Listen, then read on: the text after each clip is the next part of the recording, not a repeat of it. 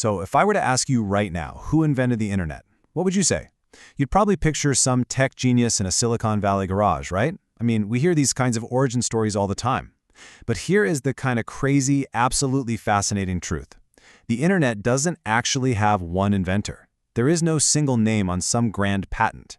There was no lone genius who flipped a giant switch and proudly declared it's alive. So, if there isn't a single inventor, who actually built the most powerful, world-altering piece of technology in human history? Well, today we're going on a bit of a detective journey together to separate the popular myths from the incredibly strange reality.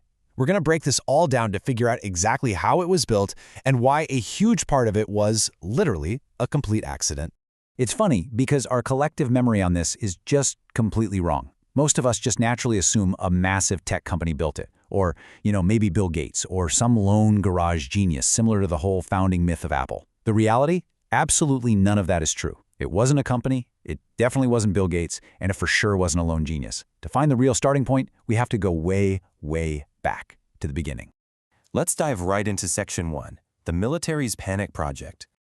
To find that true starting point, we got to travel back to the late 1950s, and this was a time when the world was driven not by commercial tech, but by sheer unadulterated fear.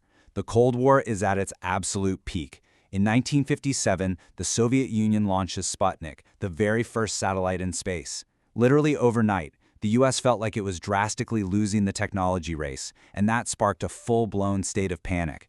So in response to this high-stakes paranoia, the U.S. Department of Defense scrambled and created an agency in 1958 called ARPA, the Advanced Research Projects Agency. Now, ARPA's job wasn't to invent the internet. No way. Their only job was to make sure America never ever got caught off guard by a scientific surprise again. And out of that very specific, fear-driven agency came a project that would quietly change the entire world.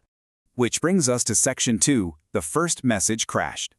Picture this. It's the 1960s. Computers exist, sure, but they are massive, room-sized machines, and they are completely isolated. Like, a computer in California couldn't talk to a computer in Massachusetts at all. They were essentially islands.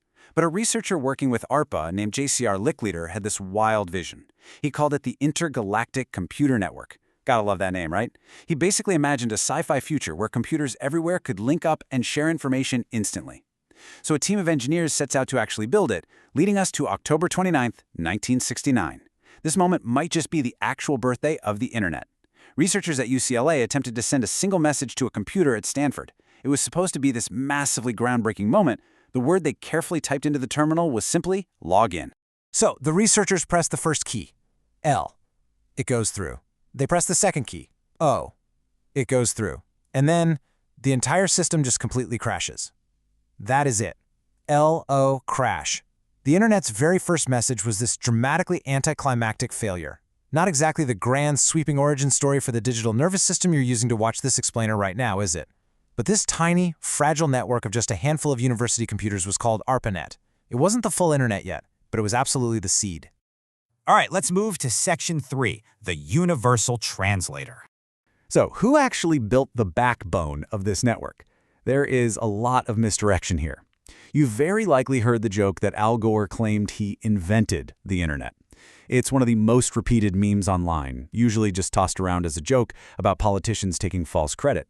But let's actually look at his exact quote from a 1999 interview. He said, "During my service in the United States Congress, I took the initiative in creating the internet." Now, okay, it wasn't a perfectly worded sentence, and it easily got twisted, but the reality? Gore actually played a very real, well-documented role in funding the internet's expansion. Through legislation like the High-Performance Computing Act of 1991, he pushed for the crucial government funding that allowed the network to grow way beyond just a closed military project. So while he obviously didn't sit there writing the code, the popular joke entirely misses his real contribution to its infrastructure. But if we're talking about the actual technical architects of the internet, historians point to two specific guys, Vint Cerf and Bob Kahn. Back in the 1970s, ARPANET was still just a bunch of isolated networks that couldn't easily communicate with one another. It was a massive, frustrating problem. Cerf and Kahn had to figure out how to make all these wildly different systems somehow speak a common language. And their brilliant solution was TCP/IP. Think of ARPANET at the time as a bunch of isolated countries, all speaking completely different languages. TCP/IP was the universal translator. It's the protocol that allowed every distinct computer network on Earth to finally understand each other. It's the exact reason why your smartphone today can instantly load a web page that's hosted on a server halfway across the globe. This is the actual technical backbone that turned a small military experiment into a truly global internet. But even then, listen, Cerf and Kahn didn't do it alone. It was collaboratively built by thousands of engineers, researchers, and competing global agencies over decades. It was, without a doubt, the ultimate group project. Let's clear some things up in Section 4. Web is not the internet. Okay, this brings us to an everyday confusion we really need to clear up if we want to understand the tools we literally use every single day. The internet and the World Wide Web, they are absolutely not the same thing. The internet is the physical network. It's the wires, the protocols like TCP/IP, those invisible underlying connections. The World Wide Web, on the other hand, is just the interface. It's the websites, the clickable links, the browsers you are probably using to watch this. The web was invented much, much later, in 1989, by a British scientist named Tim Berners-Lee at CERN. And get this, he just wanted a simpler way for physicists to share documents by linking them together. So think of it like this. The internet is the road system. The web is just the shops and houses built on top of it. Two completely different inventions. Now for a really weird twist in Section 5, the black hole Wi-Fi. So you might be thinking, if the internet was this messy, decades-long military-funded group project, surely Wi-Fi, wireless internet, has a cleaner, more deliberate origin story, right? Actually, scratch that. Not even close. Let's walk through a truly bizarre leap of logic. In the 1990s, an Australian government science agency called CSIRO was doing research that had absolutely nothing to do with computers. Step 1. They were using radio astronomy to search the universe for exploding mini black holes. Step 2. That research completely, totally failed. They found exactly 0 black holes.